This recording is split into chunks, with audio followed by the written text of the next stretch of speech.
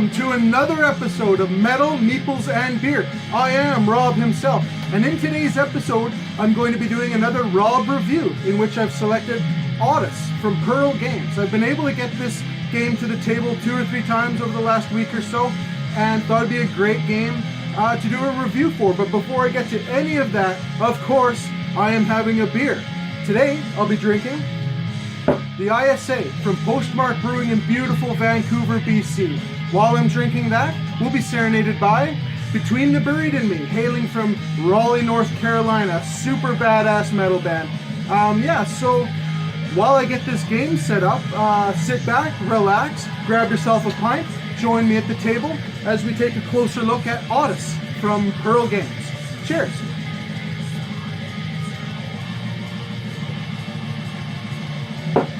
Okay, well, let's just jump right in here. I have Otys set here on my table. It is a 2 to 4 player game, but I'm only going to be showing 1 player board and then the common board here. So generally speaking, the theme of the game is that we are in the middle of a post-apocalyptic world in which much of the world has flooded. And we are competing companies trying to retrieve resources from down in the now ocean and use those resources to either create new things to sell or even sell the resources themselves. So what we have here is the player board and then the common board here. So the player board has your team of divers here. You can see we have 8 different divers with 8 different abilities. So we're gonna be using those divers to collect resources down here in the ocean. And on this side, certain things are going to fire as we use these divers. Certain things are going to happen over here, as well as a store. There's a store here in which we can buy goods. Also down here is the victory track. So it's the first player to 18 points wins the game. Or I should say, once we get to 18 points, the end game is triggered. And whoever has the most points at the end of that final round will win the game. So you can surpass the 18 points.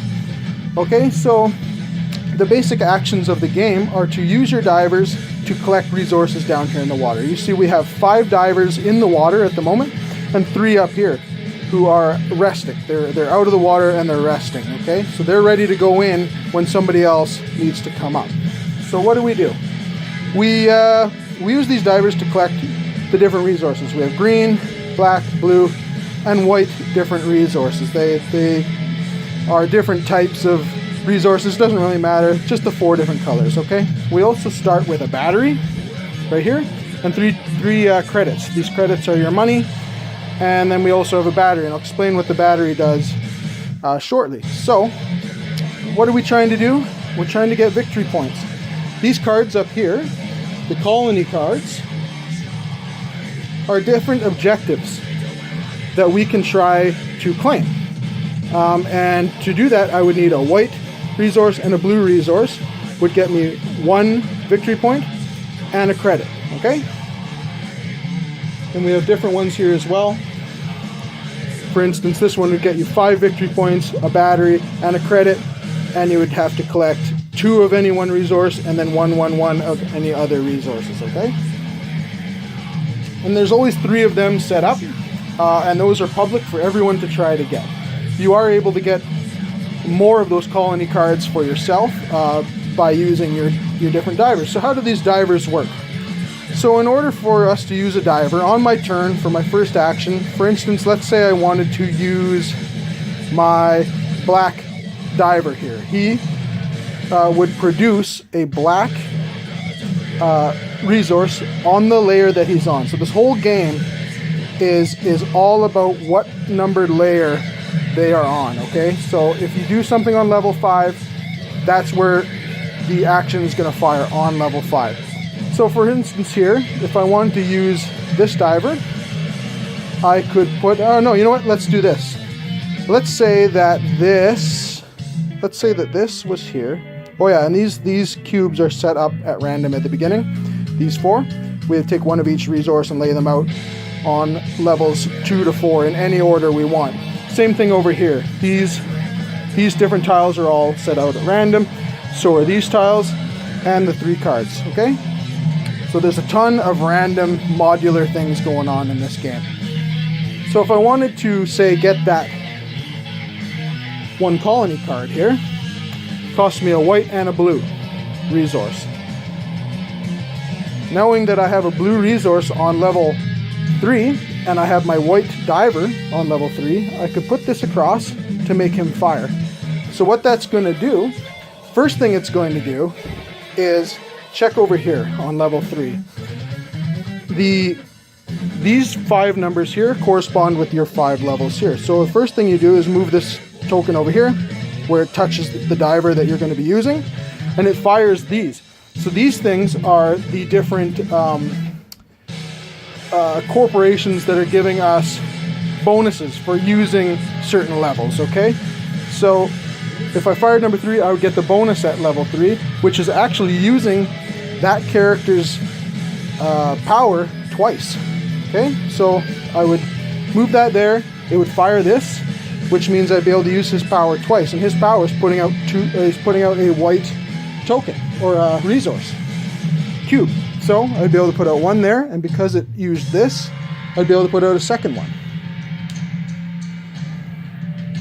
This would then push through, and we would kick out this diver.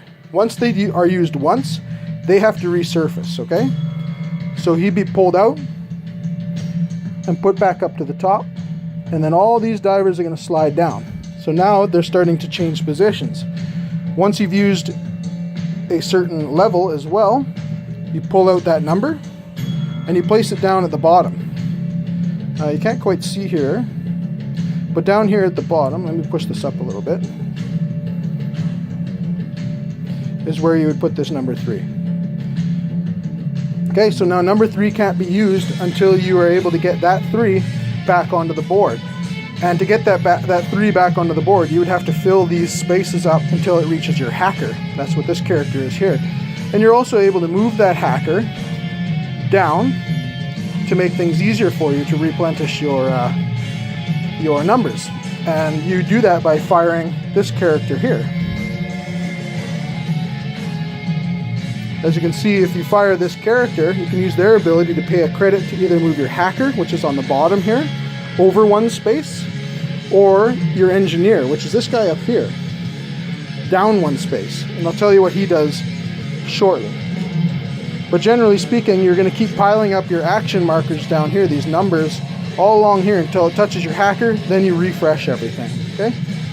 So I got those cubes on there, which means I was able to fulfill this contract up here. I would take those out, I would spend them, I'd get the contract, or whatever they're called, colony card, get my victory point, so 1 onto the board here, and I would also get a credit. So that's generally how a turn would work. So that's the end of your turn, and then you would do this over and over and over again. So for instance, we would put out another colony card. So this would keep getting refilled. For instance, there's these bonuses here as well. If I wanted to try and get one of these bonuses, there's only a couple ways. One is using your robot. He puts out, or one of his powers is to allow you to take one of these bonuses. So let's say I used him. I put the 5 over, which means it fires the 5th level bonus here, which allows me to unlock one of my spent numbers. So I can put this 3 back on here. So that's great. Then the robot fires, and on his card here, you can see that you could choose to pay 2 credits to do this action, which gets you one of the 2 bonus tiles from here, and you get to take it. So for instance, I would want maybe this one, and it gets you the chance to take 4 of those colony cards and draft one of them and put the other 3 back, and then you would have one just for yourself to try to achieve. Okay, then on the other side is a permanent bonus.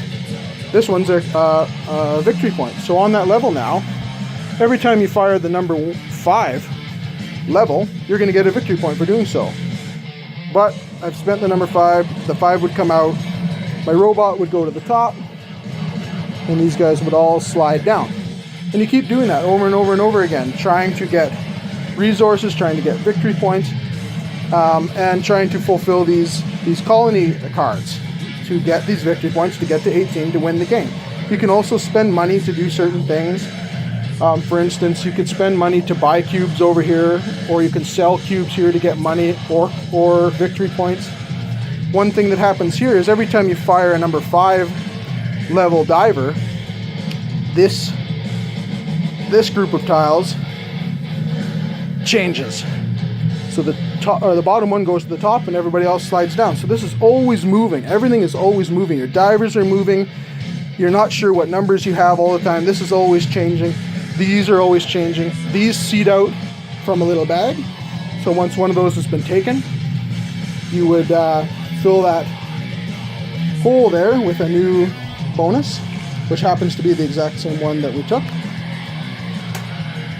And you keep going like that and trying to build your victory points up to 18. The first one to 18. It's a big race, but it's also a giant puzzle. So if you need certain colors on certain levels, you have to think about how you're going to get your diver down to a certain level to get those resources together to be able to take them from that level and afford to fire one of these cards.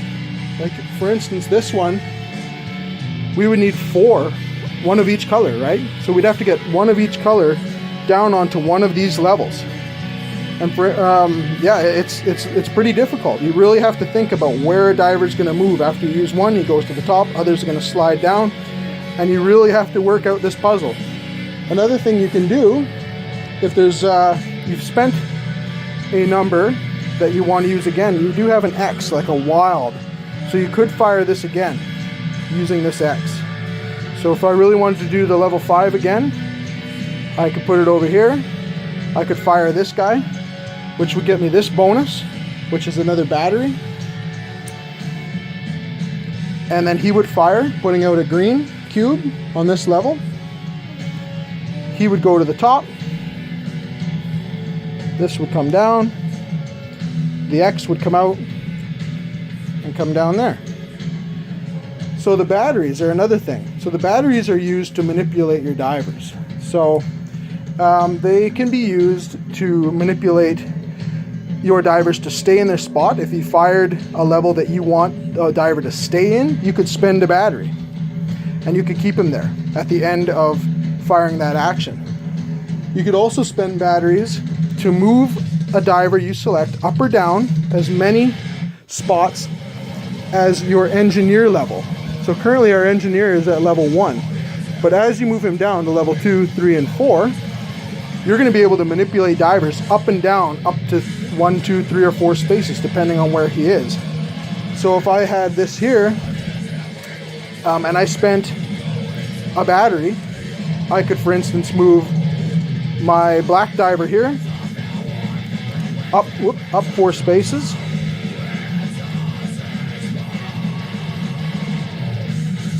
and sit him there. And then I could do my actions. Okay? That's generally how this game works. So you're trying to get the resources to buy the colony cards to get victory points. First to 18 is going to win. And that's the general game. There's not a whole lot else to tell you about it. So how about I kind of clean this up, tidy up a bit. I'll have a drink of my beer, and I'll give you my final thoughts, all right? Cheers, guys. Well, there you have it, folks. That was Otys from Pearl Games. My final thoughts on it are that it was much different than I had originally anticipated. I thought it was going to be some sort of worker placement game, generally speaking, but no, it's at its core, it is a massive puzzle game. I'm not very good at puzzle games. That's why I was a bit intimidated by it at the beginning. But no, it's not bad. It is very puzzly, but the puzzles are fun to try to figure out. This one I enjoy a lot as far as it being a giant puzzle, where you're moving your divers up and down, firing different actions to try and accumulate these resources at certain levels and being able to grab those resources and acquire one of these colony cards before the other players get to them. It's cool. It's a race and it's a puzzle. It's a race to the end, and it's a race to get enough resources to get these contracts before your competitors. And then having your divers constantly switching where they are on the board, as well as where these bonuses are. These are always changing. These bonuses are always changing depending on if people are taking them, and they're getting replenished, so they're always different. And then every time you get one of these bonuses, it fires at a different level, so you're always getting something different. The game is always changing. These cards are replenishing, you're acquiring cards, so you have your own contracts in front of you as well as those. So you might only try to work towards what you have in front of you or those. It's really an interesting game. A lot different, again, than I thought it was going to be, but I really did enjoy it. I like playing it a lot. Like I said, I'm not a huge puzzle guy, but this one, it captivated me, and it made me really want to try to succeed. You know, it really made me want to think and how I was going to pull off what I needed to pull off to try and get to that 18 number before everyone else. So yeah, at the end of the day, I really liked this game. Pro Games, great job. It was a big surprise for me, yeah, it was great. I really suggest you try it. I do recommend it. So that's about it for me for today. I have been drinking the ISA from Postmark Brewing in beautiful Vancouver, BC. We've been serenaded by Between the Buried and Me from North Carolina. This has been Metal, Meeples, and Beer. I am Rob himself. Thanks again, everyone, for watching. I really appreciate it. I will see you in the next video. Cheers.